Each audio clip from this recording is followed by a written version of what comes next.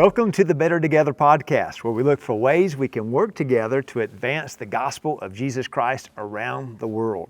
Today I have with me Miss Lydia and Mr. Tim Awtrey. They're missionaries to Bulgaria. They came 2006, 2007, when there were very few Christians in the nation of Bulgaria. But I've been able to be here over the last several days, and I have witnessed the fruit of their work here in Bulgaria. Many people have become Christians, and I just want to start by saying thank you for your ministry, for the good work that you all are doing here in Bulgaria. Welcome. Thank you. Now, you came, very few Christians. People are listening in, and I'm sure they're going to be excited to hear about the story of Bulgaria. But wherever people may be and they're listening today, we all have a responsibility to take the gospel of Jesus Christ wherever we may go.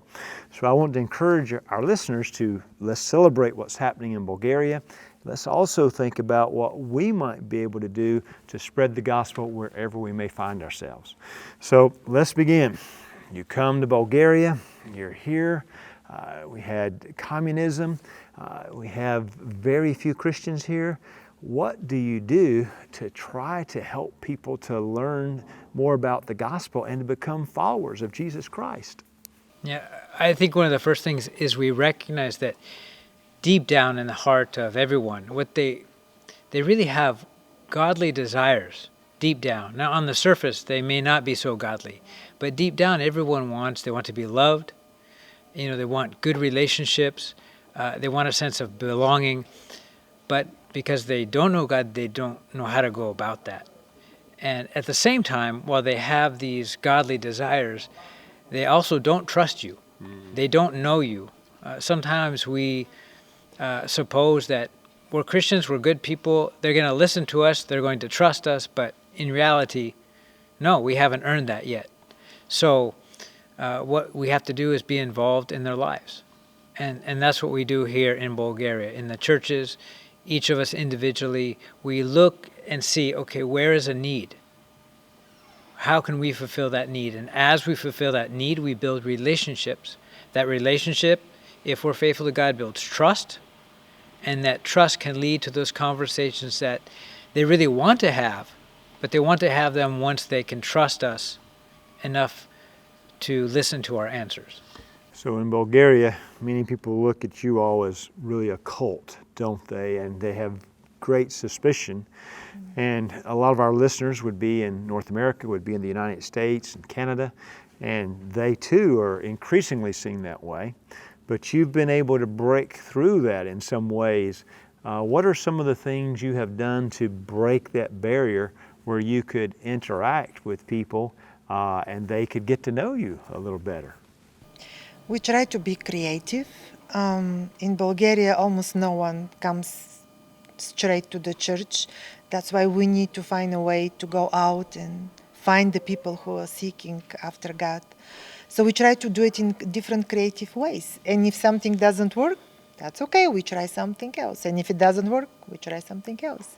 So some of the things that have worked so far in our ministry, in our church, where we serve in Svištov, it's been wonderful to serve the community by having English conversational clubs. We don't charge people any money, but once a week they come for 1 hour on different levels, children, adults, beginners, advanced. And we, in a fun way, creative way, we teach them English because lots of people want to learn English in Bulgaria. And lessons are very expensive usually. So this is one way we serve the people. Also, we... Let's stop on that for a minute, because that has been very successful. And you're saying people don't naturally come to the church. You're providing a service for them. It's very important that they know English, isn't it? And so you're teaching them that. Now, if I'm in America, how can I do that? We have international students, and there's many ways we could do that as well. And that's starting that relationship. So first thing is the English club. That's a big part. You were about to say something else.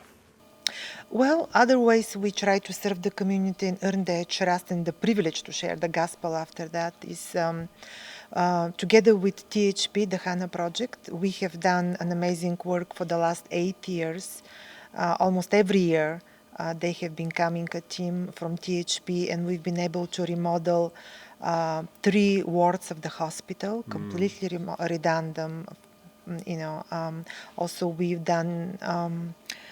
We fixed the park, community park. We have built a playground for children with disabilities. So things like that. I mean, we have definitely it makes an impact, and people see that we want to help. We want to be there for them. We want to feel the need. Also with the crisis with the immigrants from Ukraine, we stepped up and called the mayor personally and said we are going to take a family to live in the church, and we still actually have a family living 6 months after the war started in Ukraine, and it's been through them actually we were able to go back to Ukraine and deliver 7 bombarded villages food and medicine. So things like that. There's so many ways. We also add to cooking classes for women. Just anything. Church doesn't have to be boring. Yeah, no. And so you're finding a need and you're meeting it, really like what we see in Matthew chapter 25, where the Lord said, you take in people that are struggling, you help them. And so you found needs in your community and you've tried to reach that. And it's opened some doors, hasn't it? You've mentioned earlier about even Samaritan's Purse, and I know a lot of our listeners are getting ready to put their shoe boxes together. Oh, that's such a big deal in a place like Bulgaria for a child to receive the shoebox. Yeah, there are many villages where that's the only present they get, but it's more than the present. When we distribute the presents, we also talk about the gospel, and for many of them it's really the first time hearing the gospel. I think in a lot of countries, and this is coming to the US, but in Bulgaria, for example, they don't always believe your words. So what they do is, if you can show them the gospel in action, then you can later show them the gospel in words. So first the action, they see, yes, Jesus is real. How have they seen it? You've provided help for their children. You've provided help for the hospital, help for their job. They've seen the gospel. And now you can just explain it. And so we even know from early church history, that was really how the church started in many ways, as people would care for folks. It's how the first hospitals came about, care for people that weren't their families. And it's like, why are you doing this? And they're understanding it's for the gospel. So what I hear you saying is you're looking for needs that people have within the community, and then that opens up opportunities. But many of these people you're in relationships with, they know nothing about the gospel. And so where is it that you're starting with them, these people that have no knowledge, they don't know anything about the Bible, or haven't read the Bible or heard often much of the Bible?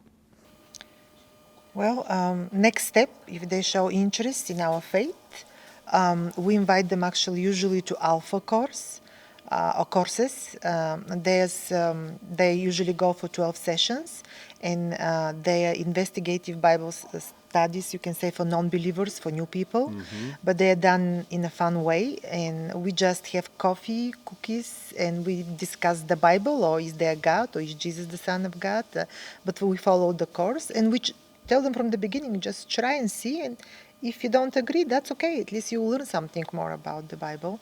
And so that's the first step we do, because if we just invite them Sunday to church, they probably won't come. But we try to first meet them with Jesus. And when they meet Jesus, actually in Bulgaria at least, takes a while before even when they become Christians, takes a while to commit to church, because it's such a non-prestigious thing to do in Bulgaria, to go regularly to evangelical church. Yeah, nobody pats them on the back for going to church in Bulgaria, They do have they? troubles actually for that. Yeah, it could get them in trouble with their work and with their family.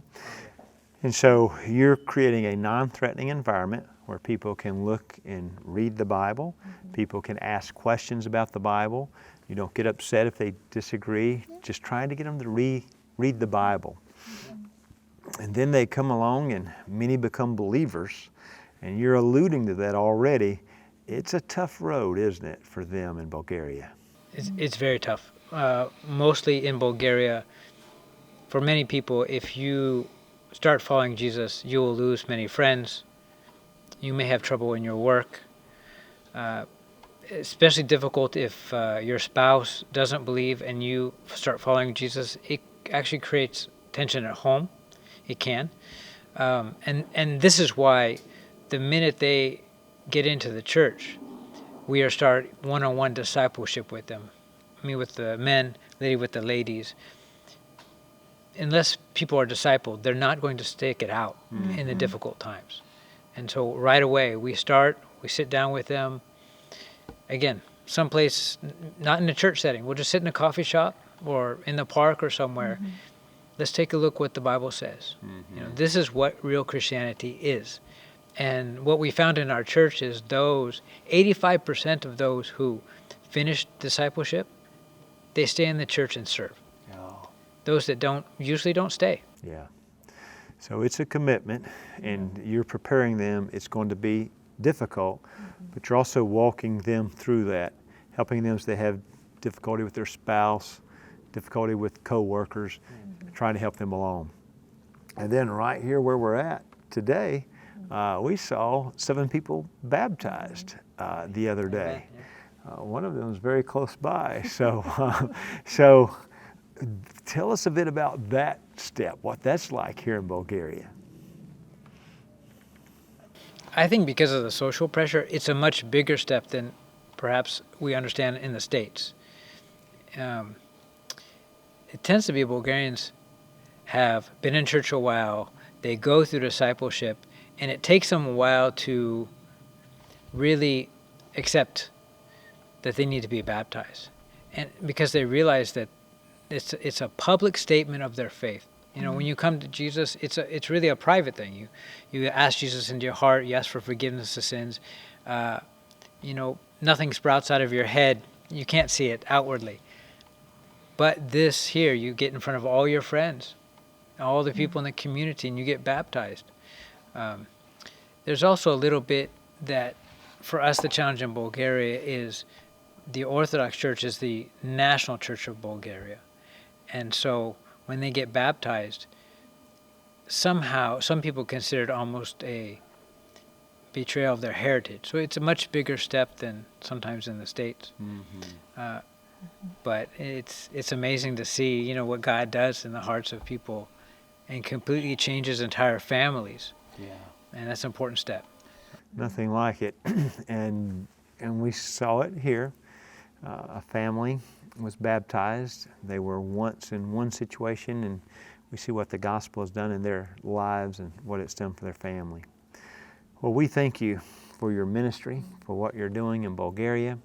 We want you to know that we so appreciate you, we love you, and we're thankful for how you have allowed God to take you and use you. And we're also wanting to learn from you. And so we appreciate you taking the time to share your story today, and also to give us some ideas wherever we may be in listening for how we might take this and apply it in our own lives, the gospel in our lives, to reach others. Thank you for what you're doing. Thank you for having us. And we want to thank you, our listeners. Thank you for listening in. Perhaps you know someone that would benefit from this podcast. Please take it, share it with them. If you can, give us a review on Facebook. Try to be nice. And remember, everything you do, however small it may be, if you're doing it for the gospel, it helps advance the cause of Christ. And remember, we're better together.